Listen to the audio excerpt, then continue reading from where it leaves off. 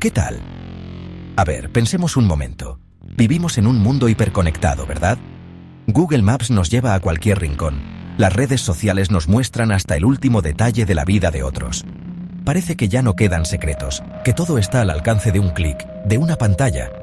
Pero, ¿y si te dijera que esa sensación de transparencia total es solo una ilusión? Que existen lugares en este mismo planeta, en pleno siglo XXI, donde la curiosidad se estrella contra un muro infranqueable. Lugares donde ni el poder, ni el dinero, ni siquiera el cargo de presidente de una nación te abren la puerta. Suena a película, ¿no?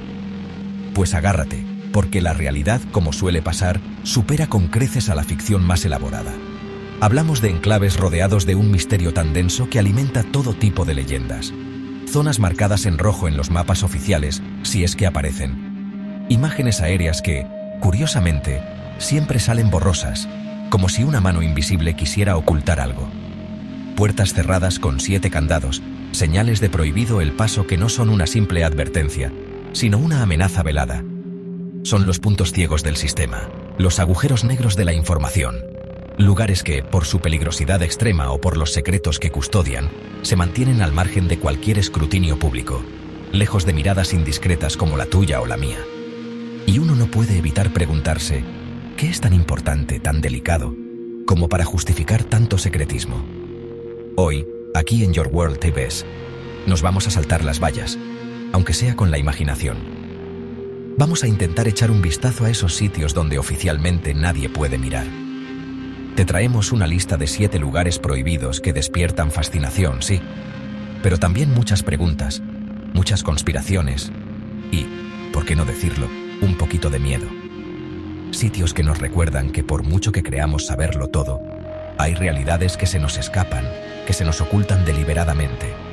Y claro, cuando algo se prohíbe con tanto ahínco, la pregunta es inevitable.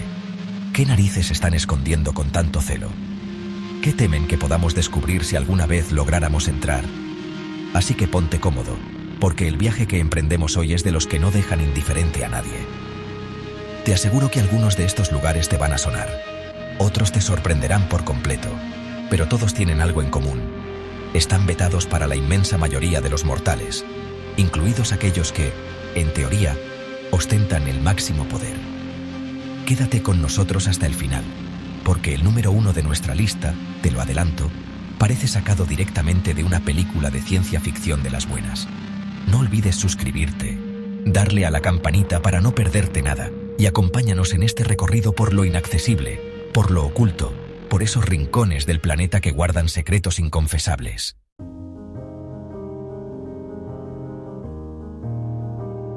Empezamos fuerte, con un clásico entre los clásicos del misterio, el Área 51. Seguro que te suena, ¿verdad? Ese nombre que evoca imágenes de platillos volantes, experimentos secretos y hombres de negro. Oficialmente, esta base militar, perdida en medio del desierto de Nevada, en Estados Unidos, no es más que un centro de pruebas para aeronaves experimentales, un lugar donde la Fuerza Aérea prueba sus nuevos juguetitos tecnológicos.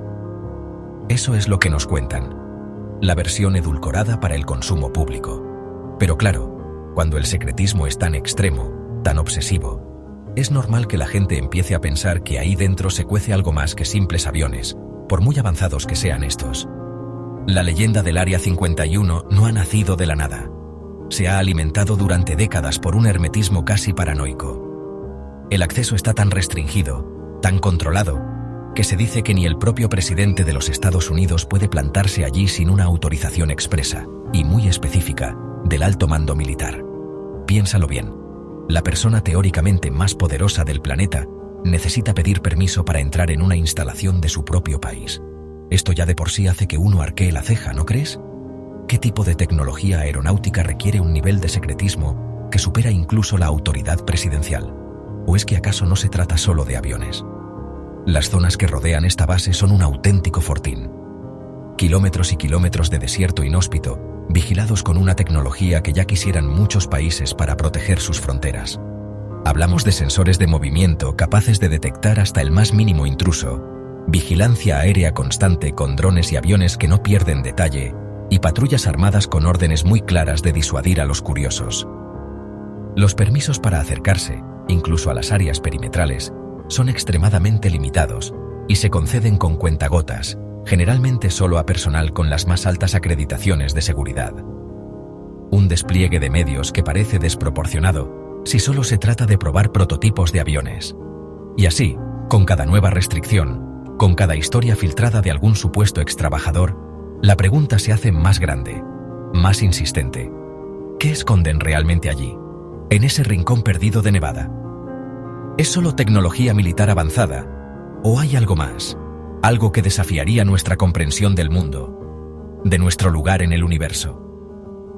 El gobierno estadounidense tardó décadas incluso en reconocer oficialmente la existencia de la base.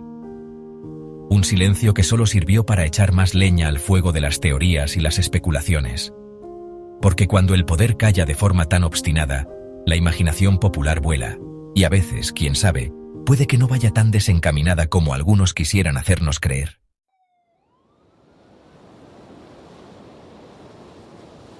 Claro, cuando hablamos del Área 51, es imposible no mencionar la palabra extraterrestres.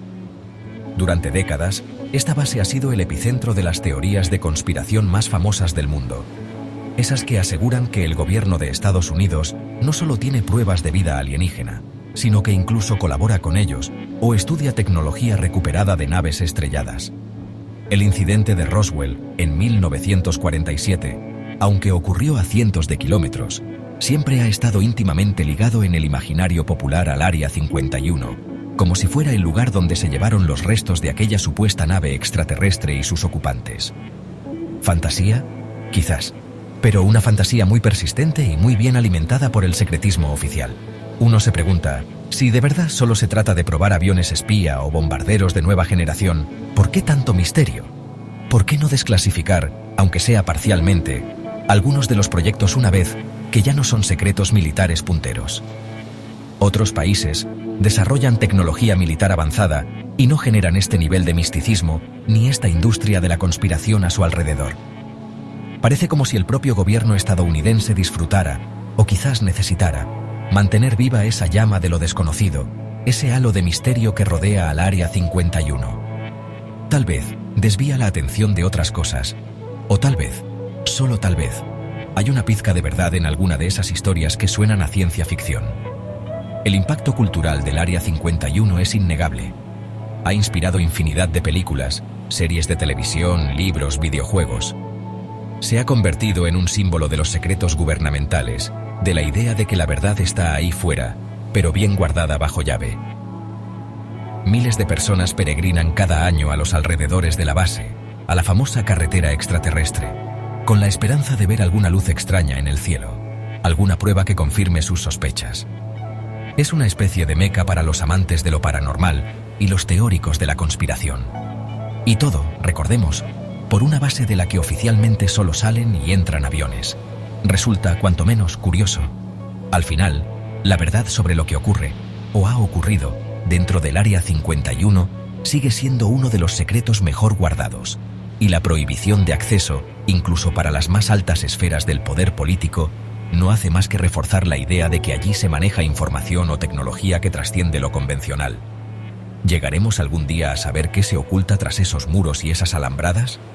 ¿O seguirá siendo un enigma alimentado por el silencio y la especulación?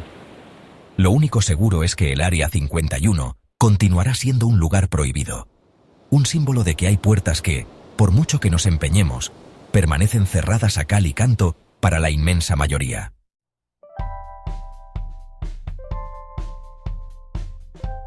Nos vamos ahora muy lejos de las conspiraciones extraterrestres, al frío extremo del Ártico, a un lugar que, aunque prohibido para casi todos, tiene un propósito que suena mucho más noble, casi poético: la bóveda global de semillas de Svalbard, en Noruega. Conocida popularmente como la bóveda del fin del mundo o el arca de Noé de las plantas, este lugar es, literalmente, una fortaleza construida para resistir el apocalipsis. Suena dramático, lo sé, pero su misión es precisamente esa: proteger la diversidad genética de los cultivos del planeta ante cualquier catástrofe imaginable, ya sea natural o provocada por el hombre. Un seguro de vida para la agricultura mundial. Imagina una estructura excavada a más de 100 metros de profundidad dentro de una montaña de roca sólida, en el archipiélago de Svalbard. a medio camino entre la Noruega continental y el Polo Norte. Un lugar elegido por su estabilidad geológica, por el permafrost que ayuda a mantener las bajas temperaturas de forma natural, y por su remota ubicación, lejos de conflictos y de las amenazas que acechan a otras partes del mundo. Allí dentro, en condiciones de frío y sequedad extremas, se almacenan más de 1 millón de muestras de semillas procedentes de casi todos los países del globo. Desde variedades comunes de trigo y arroz, hasta cultivos raros y locales que podrían ser vitales en el futuro. La idea es sencilla pero tremendamente ambiciosa. Si una guerra nuclear, el impacto de un asteroide, una pandemia devastadora o los efectos más extremos del cambio climático acabaran con ciertos cultivos en sus lugares de origen, Svalbard guardaría una copia de seguridad. Un último recurso para poder replantar la Tierra, para asegurar que la humanidad no pierda para siempre esas variedades que han alimentado a generaciones. Es como la biblioteca genética definitiva de nuestra alimentación. Un proyecto que mira al futuro con una perspectiva de siglos, incluso milenios. Y claro, algo tan valioso, tan crucial para la supervivencia, necesita una protección a la altura de las circunstancias. Este búnker está diseñado para resistir terremotos de gran magnitud, el impacto directo de bombas y los efectos de la subida del nivel del mar. Sus gruesas paredes de hormigón armado y las múltiples puertas de seguridad con cierre hermético garantizan que el tesoro que alberga permanezca intacto. Es un testimonio de la previsión humana, pero también un recordatorio sombrío de las amenazas a las que nos enfrentamos como civilización. Porque, seamos sinceros, nadie construye un arca de Noé si no teme que en algún momento pueda llegar el diluvio, ¿verdad? Y este diluvio, en el siglo XXI, puede tener muchas formas diferentes, todas ellas preocupantes.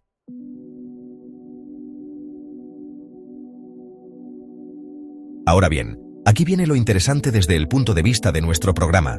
A pesar de su misión altruista y global, el acceso a la bóveda de semillas de Svalbard está increíblemente restringido. No es un museo, no es un lugar turístico.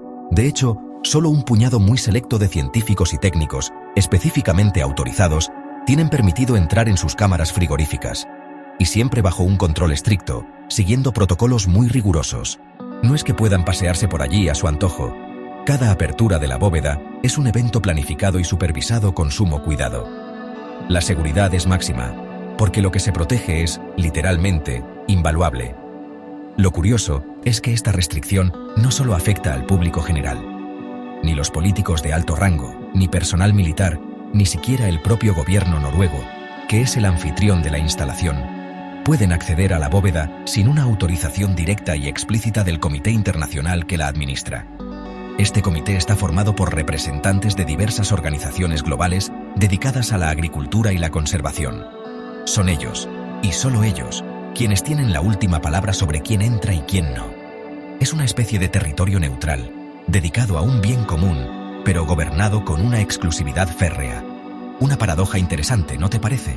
Uno podría pensar que, tratándose de un recurso tan vital para el futuro de la humanidad, debería haber una mayor transparencia, quizás un acceso más amplio para la comunidad científica internacional. Pero la lógica que impera es la de la máxima seguridad. Cuantas menos personas tengan acceso, menor es el riesgo de un error humano, de un sabotaje o de cualquier tipo de contaminación que pudiera poner en peligro las muestras. Es una confianza depositada en muy pocas manos, en nombre de todos nosotros.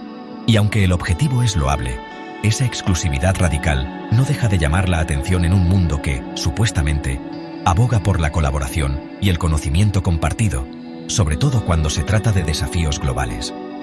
Así que, la bóveda del fin del mundo, ese faro de esperanza en el Ártico, es también uno de los lugares más inaccesibles del planeta. Un santuario de la biodiversidad al que muy pocos tienen llave. Ni presidentes, ni reyes, ni primeros ministros pueden decidir por sí mismos echar un vistazo a su interior. Se protege un tesoro para toda la humanidad, sí, pero bajo un manto de secretismo y un control que rivaliza con el de las instalaciones militares más secretas. Es la prueba de que a veces, para salvar algo valioso, hay que prohibir el acceso a casi todo el mundo, creando una fortaleza impenetrable en el mismísimo fin del mundo. Un lugar al que solo se acude cuando todo lo demás ha fallado.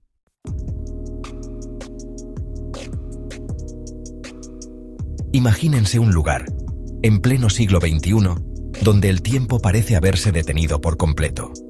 No estamos hablando de una novela de ciencia ficción, ni de una película de aventuras exóticas, sino de una realidad tangible, casi palpable, que desafía nuestra concepción del mundo moderno y globalizado. Nos referimos a la isla Sentinel del Norte, un pequeño pedazo de tierra emergiendo en la inmensidad del Océano Índico, un punto en el mapa que para muchos es sinónimo de misterio absoluto. Allí vive una tribu, los sentineleses, que han permanecido completamente aislados, resistiendo cualquier forma de contacto con el exterior. ¿Qué los lleva a esta reclusión tan férrea? ¿Es miedo, sabiduría ancestral o simplemente la defensa de un modo de vida que nosotros, con nuestra tecnología y prisas, ya hemos olvidado? Es una pregunta que resuena con fuerza.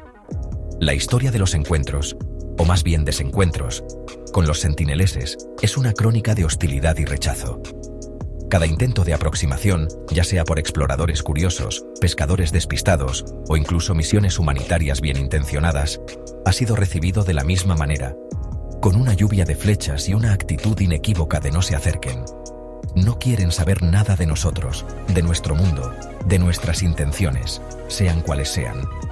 Y uno se pregunta, ¿es esta hostilidad una respuesta innata o el resultado de experiencias pasadas que desconocemos, quizás traumáticas?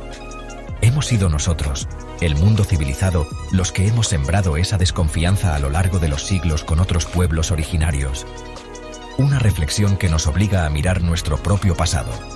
El gobierno de la India, en una decisión que ha generado tanto debate como comprensión, ha tomado cartas en el asunto de una forma drástica pero quizás necesaria.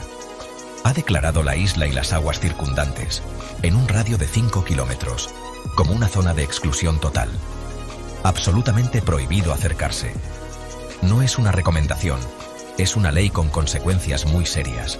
Esta medida no solo busca proteger a los posibles visitantes de la previsible respuesta de los isleños, sino, y esto es fundamental, proteger a los propios sentineleses, protegerlos de nuestras enfermedades, para las que no tienen defensas, y proteger su cultura, su autonomía, su decisión de vivir al margen. ¿Es esta la forma correcta de actuar? ¿O es una rendición ante lo desconocido? Lo más sorprendente de esta situación es la extensión de esta prohibición. No estamos hablando solo de turistas o aventureros. La restricción es tan estricta que ni siquiera el presidente de la India, la máxima autoridad del país, puede poner un pie en esa isla o en sus aguas restringidas sin desencadenar un conflicto diplomático y, peor aún, un posible enfrentamiento con consecuencias impredecibles. Piénsenlo bien. Un jefe de Estado, con todo su poder y su aparato de seguridad, tiene vetado el acceso a una parte de su propio territorio. Esto nos habla de la seriedad del asunto, de la fragilidad de esta tribu y del compromiso, al menos en papel, de respetar su aislamiento.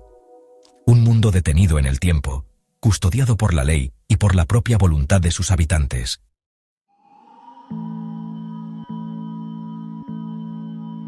Esta barrera invisible, esta línea de 5 kilómetros trazada en el mar, no es solo una delimitación geográfica, es mucho más.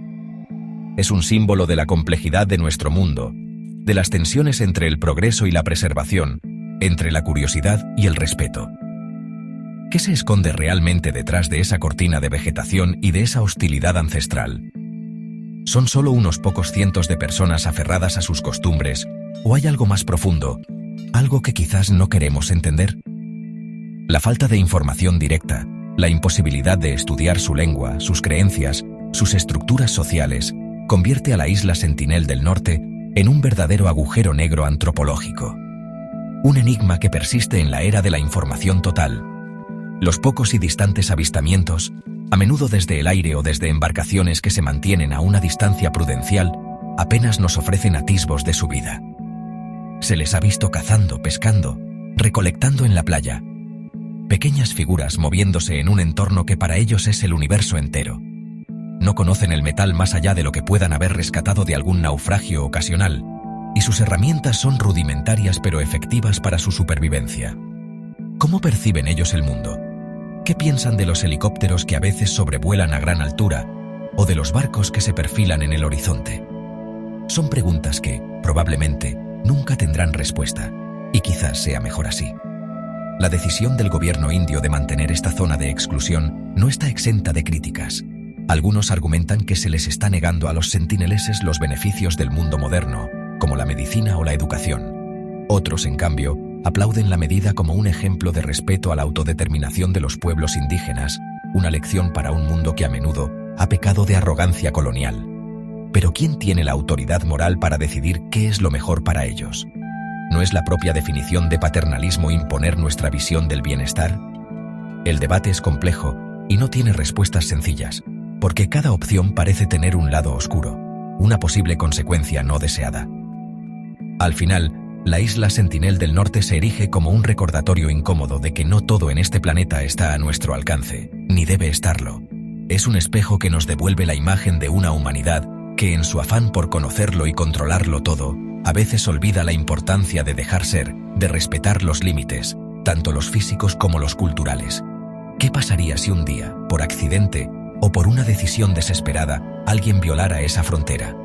¿Qué secretos se perderían o qué tragedias se desatarían? Es un escenario que nadie desea, y por eso, la isla permanece allí, envuelta en su misterio, protegida por su aislamiento y por una ley que, por una vez, parece poner la preservación por encima de la curiosidad.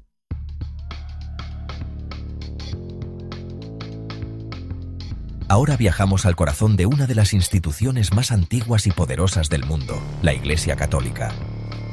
Y dentro de la Ciudad del Vaticano, ese pequeño estado soberano enclavado en Roma, se encuentra un lugar que ha alimentado la imaginación y las teorías de conspiración durante siglos: los archivos secretos del Vaticano. El nombre ya impone, ¿verdad? Secretos. Uno se imagina pasadizos oscuros, legajos polvorientos y verdades que podrían hacer temblar los cimientos de nuestra historia. Y la realidad, aunque quizás menos cinematográfica, no deja de ser fascinante. Estamos hablando de más de 80 kilómetros lineales de estanterías. 80 kilómetros. Intenten visualizar esa distancia, llena de documentos que se remontan hasta el siglo VIII. Estos archivos no son una biblioteca al uso, de esas a las que uno entra, pide un libro y se sienta a leer tranquilamente. No, aquí las cosas funcionan de otra manera, con un rigor y una selectividad que impresionan. Aunque en los últimos años se ha hecho un esfuerzo por digitalizar una parte de este ingente patrimonio documental, la gran mayoría sigue siendo material físico, papel y pergamino que ha resistido el paso del tiempo, guardando entre sus pliegues las comunicaciones de papas, reyes, teólogos y científicos. Decisiones que cambiaron el curso de naciones, cartas que revelan intrigas palaciegas, procesos inquisitoriales que marcaron vidas. Un tesoro sí, pero un tesoro con un acceso muy restringido. El acceso a estos documentos es un privilegio reservado a un grupo muy selecto de investigadores y académicos. Y no basta con ser un historiador de renombre. Se necesitan permisos muy específicos, cartas de recomendación, justificar minuciosamente el objeto de la investigación y, a menudo, armarse de una paciencia infinita. No es un pase y vea lo que quiera. Se solicitan documentos concretos, se revisan bajo la atenta mirada del personal del archivo, y hay áreas enteras que permanecen cerradas incluso para estos eruditos.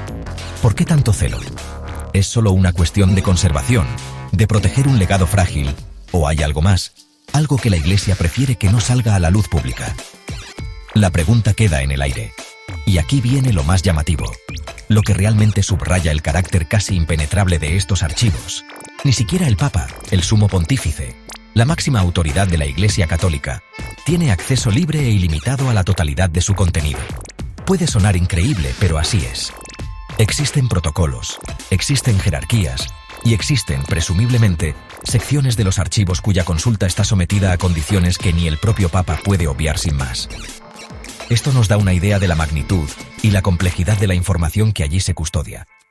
Si el líder espiritual de más de 1.000 millones de personas no tiene carta blanca, ¿qué podemos esperar el resto de los mortales? Un misterio dentro de otro misterio.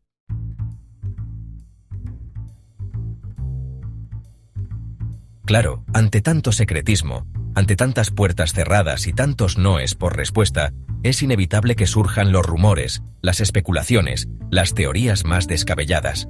Se ha dicho de todo sobre los archivos secretos del Vaticano, que si guardan pruebas irrefutables de la existencia de vida extraterrestre, que si contienen el verdadero rostro de Jesús, que si esconden profecías aterradoras sobre el fin del mundo, o documentos que reescribirían por completo la historia de la cristiandad, y por ende, de Occidente.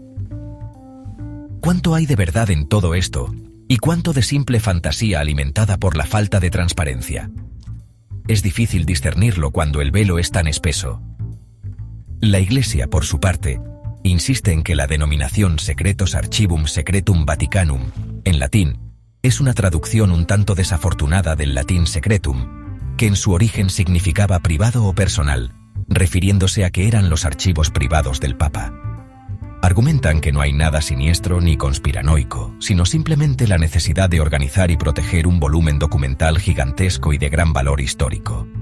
Pero claro, cuando se tarda siglos en desclasificar ciertos periodos, como los relativos a la Segunda Guerra Mundial y el papel de Pío XII, es normal que la gente se pregunte si esa privacidad no sirve también para ocultar episodios incómodos o decisiones controvertidas. Pensemos por un momento en el poder de la información. Un documento, una carta, un simple apunte en un margen, puede cambiar nuestra percepción de un personaje histórico, de un evento crucial, de una doctrina entera. Si en esos 80 kilómetros de estanterías se encontraran, por ejemplo, evidencias de que ciertos dogmas fueron decisiones políticas y no revelaciones divinas, o pruebas de colaboraciones inconfesables, ¿se imaginan el terremoto?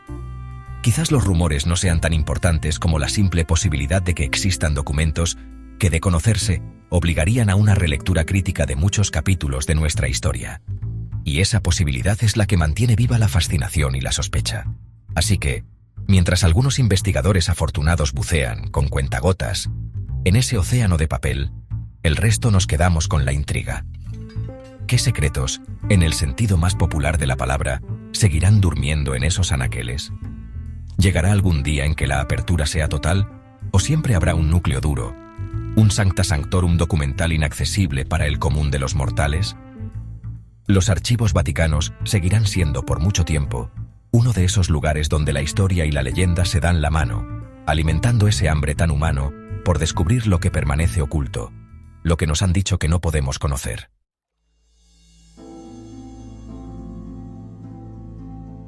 Nuestro siguiente destino prohibido nos lleva a las costas de Brasil, a un lugar que suena a película de terror y que, les aseguro, no es ninguna exageración. Hablamos de la Ilha da Queimada Grande, más conocida popularmente como la Isla de las Serpientes. Y el nombre no es casualidad, no es una metáfora poética. Esta isla es, literalmente, uno de los lugares más peligrosos del planeta debido a la increíble densidad de serpientes venenosas que la habitan. Un pedazo de tierra donde el ser humano no es bienvenido, no por decisión de otros hombres, sino por la propia naturaleza en su estado más salvaje y letal. Un sitio al que pocos se atreverían a ir, incluso si estuviera permitido. Imaginen un ecosistema aislado donde una especie ha prosperado sin depredadores naturales, multiplicándose hasta alcanzar cifras que desafían la lógica. En Queimada Grande vive la Bothrops insularis, una víbora endémica conocida como la yararaca dorada o cabeza de lanza dorada, una de las serpientes más venenosas de América del Sur. Su veneno es tan potente que puede derretir la carne humana alrededor de la mordedura y causar la muerte en menos de una hora si no se trata con un antídoto específico. Y no estamos hablando de encontrarse una serpiente de vez en cuando. Las estimaciones más conservadoras hablan de una serpiente por cada metro cuadrado en algunas zonas de la isla. Piensen en eso. Un paso en falso y las probabilidades de un encuentro fatal son altísimas. La peligrosidad es tal que el gobierno brasileño ha tomado una decisión drástica pero comprensible: prohibir terminantemente cualquier tipo de visita a la isla. No se trata solo de proteger a los incautos turistas que pudieran sentirse atraídos por el morbo o la aventura. Es una cuestión de seguridad pública y de evitar tragedias innecesarias. Solo un puñado de científicos, biólogos y herpetólogos, debidamente autorizados y con protocolos de seguridad extremadamente rigurosos, pueden desembarcar en la isla para llevar a cabo sus investigaciones. Y cuando lo hacen, van equipados con trajes especiales, botas altas y, por supuesto, grandes dosis de cautela y conocimiento del terreno. Las historias y leyendas sobre la isla contribuyen a su aura de lugar maldito. Se cuenta que el último farero que vivió allí con su familia tuvo un final trágico cuando las serpientes lograron entrar en el faro. Otros relatos hablan de pescadores que se acercaron demasiado a la orilla y nunca regresaron. Sean ciertos o no estos cuentos, la realidad es suficientemente aterradora. La isla es un recordatorio de que hay rincones del planeta donde la naturaleza impone sus propias reglas y donde el ser humano es simplemente un intruso vulnerable. Un paraíso para las serpientes, un infierno para cualquiera que no sea una de ellas.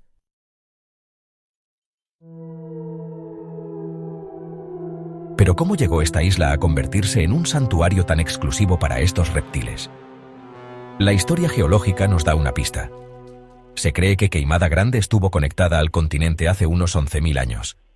Cuando el nivel del mar subió, la porción de tierra quedó aislada, y con ella, una población de serpientes que, sin depredadores terrestres y con abundancia de aves migratorias como alimento, evolucionaron y se multiplicaron de forma exponencial. La Bothrops insularis desarrolló un veneno especialmente potente, capaz de matar a las aves rápidamente antes de que pudieran volar lejos de la isla.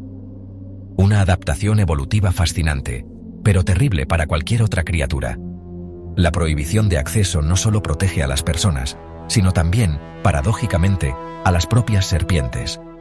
Aunque parezca extraño querer proteger a criaturas tan peligrosas, la yararaca dorada es una especie en peligro crítico de extinción, precisamente por su aislamiento y su hábitat tan reducido. El mercado negro de animales exóticos, siempre ávido de rarezas, podría suponer una amenaza si no existieran estas restricciones. Así que la prohibición cumple una doble función: mantener a los humanos a salvo de las serpientes y a las serpientes a salvo de la codicia humana y de la destrucción de su único hogar en el mundo. Un equilibrio delicado impuesto por la ley. Los científicos que se aventuran en este entorno hostil lo hacen con objetivos muy claros: estudiar el comportamiento de estas serpientes, la composición de su veneno, que podría tener aplicaciones médicas importantes, por ejemplo, en el desarrollo de anticoagulantes o tratamientos contra el cáncer, y monitorear la salud de esta población única. Cada expedición es una operación de alto riesgo, donde cada paso debe ser medido y cada sombra puede ocultar una amenaza. Es la ciencia al límite, en uno de los laboratorios naturales más extremos que existen. Un trabajo no apto para cardíacos, desde luego. Así, la isla de las serpientes permanece como un territorio vedado, un ejemplo crudo de cómo la naturaleza puede reclamar un espacio y defenderlo con una eficacia letal. Ni turistas curiosos, ni pescadores locales, ni siquiera las autoridades gubernamentales, más allá de la marina que patrulla sus aguas para hacer cumplir la prohibición, tienen permitido poner un pie en su suelo. Es un lugar donde, literalmente, nadie está a salvo. Un ecosistema cerrado donde la vida y la muerte conviven en una danza constante dictada por el veneno y la supervivencia. Un recordatorio de que a veces, el lugar más seguro para nosotros es simplemente mantenernos alejados.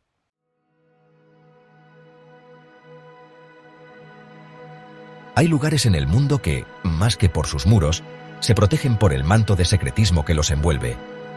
Y si hablamos de secretismo, Corea del Norte se lleva la palma, ¿verdad? Pues bien, imaginen una oficina, un despacho, que ni siquiera figura en los organigramas oficiales. Un ente fantasma conocido como la Sala 39. Dicen que es el corazón financiero de la dinastía Kim, la caja B de un país entero. Pero una caja B que opera a escala global y con métodos que harían palidecer a cualquier capo de la mafia.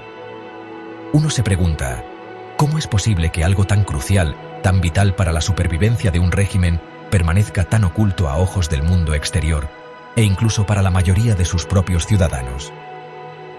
La leyenda, o quizás la cruda realidad, cuenta que esta Sala 39 no es un simple departamento de contabilidad. Estamos hablando de una maquinaria sofisticada, dedicada en cuerpo y alma a conseguir divisas extranjeras, ese maná tan necesario cuando te cierran casi todas las puertas del comercio internacional. Y los métodos, bueno, digamos que no se andan con chiquitas. Se habla de tráfico de todo tipo, desde armas hasta productos falsificados de alta gama, pasando por la exportación de mano de obra en condiciones que rozan la esclavitud. Un entramado complejo que, supuestamente, genera miles de millones de dólares al año, directamente para el bolsillo del líder y su círculo más cercano. Pero lo más inquietante no es solo lo que hacen, sino cómo lo hacen. ¿Dónde está exactamente esta Sala 39? Nadie fuera del núcleo duro del poder en Pyongyang parece saberlo con certeza. ¿Es un edificio discreto en alguna calle anónima? ¿Un búnker subterráneo impenetrable? La falta de información concreta alimenta todo tipo de especulaciones y convierte a esta oficina en un símbolo del secretismo absoluto que rige el país. Ni los diplomáticos acreditados, ni los altos funcionarios que visitan Corea del Norte, ni siquiera los servicios de inteligencia más potentes del planeta, han logrado señalar con el dedo el lugar exacto en el mapa. Es como si fuera una entidad etérea, omnipresente en sus efectos pero invisible en su forma. Y mientras tanto, la población norcoreana vive ajena, o quizás no tanto, a estas operaciones clandestinas que sostienen el lujo de unos pocos. Uno piensa en el contraste brutal, la escasez, las dificultades del día a día para la mayoría, frente a esta fuente inagotable de riqueza para la élite. ¿Son conscientes de que su gobierno recurre a estas prácticas? ¿O la propaganda oficial es tan efectiva que cualquier rumor se disipa como el humo? Lo cierto es que la Sala 39 representa esa doble moral, esa economía paralela que funciona en las sombras, lejos de cualquier escrutinio, garantizando la supervivencia del régimen a cualquier precio, cueste lo que cueste y caiga quien caiga.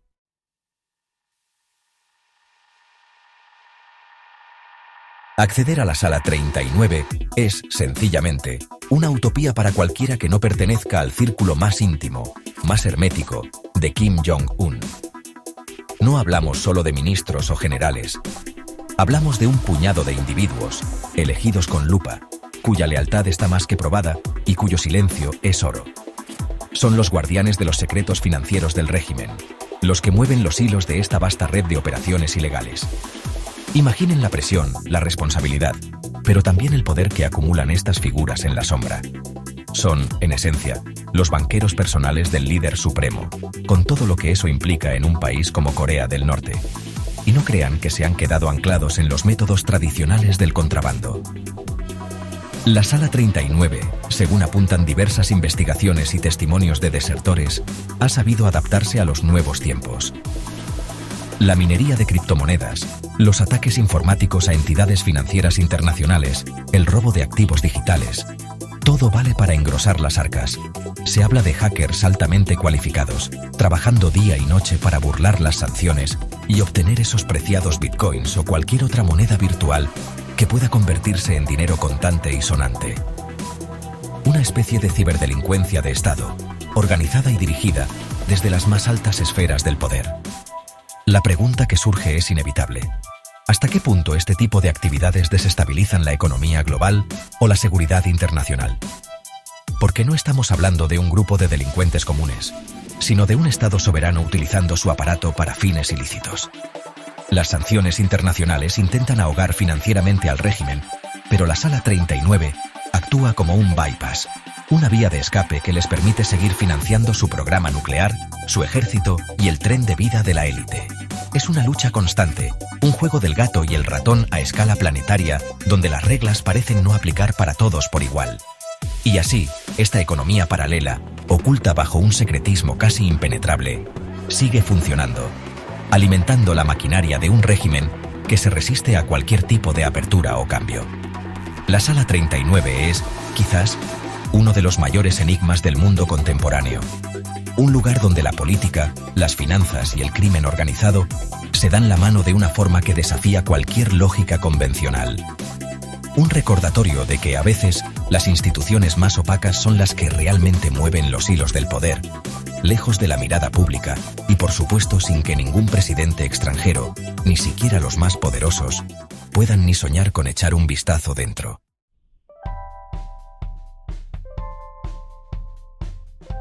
Nuevo México, tierra de desiertos imponentes, paisajes que te dejan sin aliento y, cómo no, cuna de algunas de las teorías de la conspiración más arraigadas del imaginario popular. Ya saben, Roswell y todo aquello, pero hay otro nombre que resuena con fuerza entre los que buscan respuestas más allá de lo oficial, la base de Dulce. Dicen, los que se atreven a hablar, que bajo la tranquila apariencia de Archuleta Mesa, cerca de la pequeña localidad de Dulce, se esconde una instalación subterránea de proporciones gigantescas. Un lugar donde, supuestamente, la experimentación con tecnología avanzada y el contacto con seres de otros mundos no es ciencia ficción, sino una realidad cotidiana y aterradora. Claro, Oficialmente, esta base no existe. Si uno pregunta a las autoridades, la respuesta será el silencio o una negativa rotunda. No hay registros, no hay señales, no hay nada que indique su presencia. Pero entonces, ¿de dónde surgen estas historias tan detalladas, tan persistentes? Ex-trabajadores militares, ingenieros, científicos arrepentidos, los llamados denunciantes o whistleblowers, han ido filtrando a lo largo de los años supuestos testimonios sobre lo que ocurre en las profundidades de Dulce.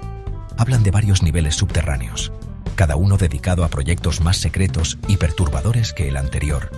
Un auténtico laberinto de horrores tecnológicos y biológicos. La narrativa que se ha construido en torno a la base de Dulce es digna de la mejor película de suspense. Se cuenta que allí, humanos y entidades extraterrestres, los famosos grises, trabajan codo con codo en experimentos genéticos, desarrollo de armamento exótico e incluso en el control mental de la población. Suena descabellado, lo sé. Pero cuando uno escucha la convicción en las voces de quienes afirman haber estado allí o haber visto pruebas irrefutables, la duda empieza a sembrarse.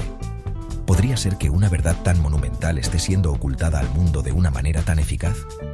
¿Qué intereses habría detrás de semejante encubrimiento? El acceso a la zona de Archuleta Mesa está, como es de esperar, fuertemente restringido. Se habla de vigilancia constante, tanto terrestre como aérea, de sensores de movimiento, de patrullas armadas con órdenes de disuadir a cualquier curioso. Acercarse demasiado es buscarse problemas, y gordos. Este nivel de protección para un lugar que no existe resulta cuanto menos sospechoso para muchos. ¿Es simplemente una zona militar más, con sus protocolos de seguridad habituales? ¿O realmente hay algo más? Algo que justifique ese celo extremo por mantener a la gente alejada, muy alejada de lo que pueda haber bajo tierra.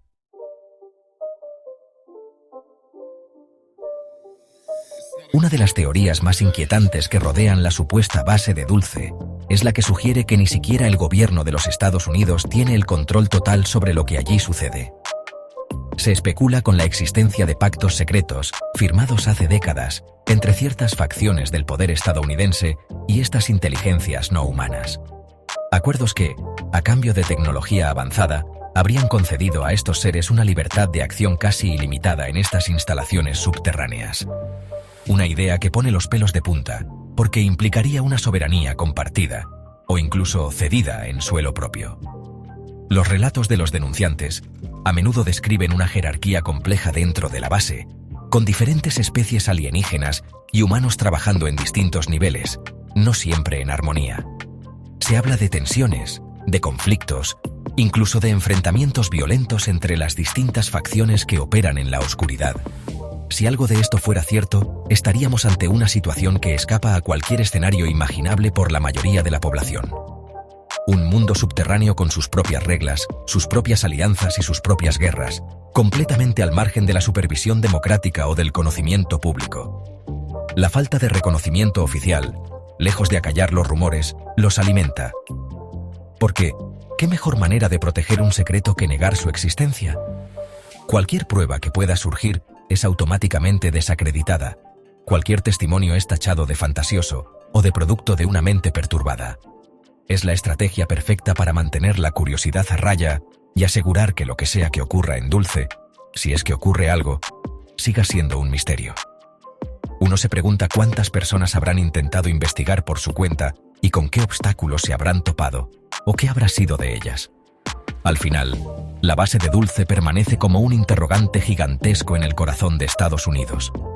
¿Es solo el fruto de una imaginación colectiva desbordante, alimentada por décadas de cultura popular sobre ovnis y conspiraciones? ¿O hay una verdad oculta, tan profunda y tan compleja, que la mayoría preferiría no conocer? Lo único cierto es que, sea lo que sea Archuleta Mesa, está claro que hay zonas del planeta donde la curiosidad no es bienvenida, y donde las preguntas, más que respuestas, encuentran un muro de silencio y una vigilancia que no invita precisamente a seguir indagando.